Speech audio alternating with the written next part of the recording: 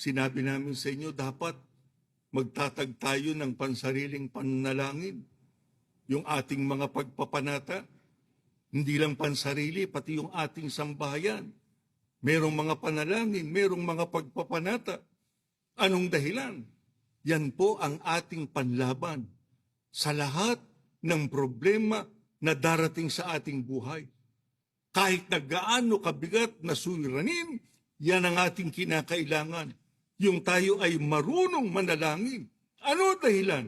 Sapagkat ang Panginoong Diyos natin nakahandang magligtas sa atin sa panahon ng ating pangangailangan.